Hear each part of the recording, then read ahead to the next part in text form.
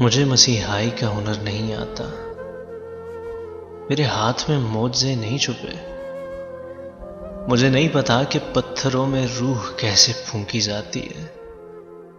لیکن اگر لمحے بھر کے لیے، صرف ایک لمحے کے لیے صحیح قدرت یہ معجزہ کر دے تو میں تمہاری پتھر کی مورت میں روح پھونکوں، پھر اسی معجزے کے ساتھ ایک دھڑکتا ہوا دل تمہارے خالی سینے میں رکھوں، پھر اسی دل میں خون کی جگہ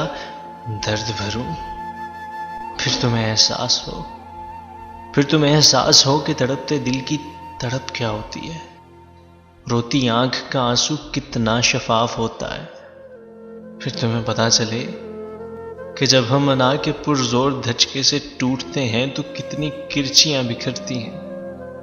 رگوں پہ میں کتنے ٹکڑے، کتنی کرچیاں، کتنے شفاف آئینے خون روکتے ہیں،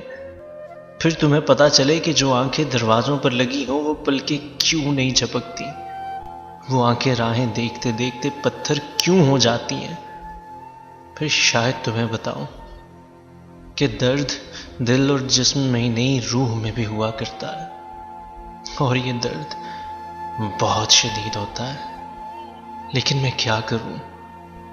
کروں کہ میں عیسیٰ ابن مریم نہیں،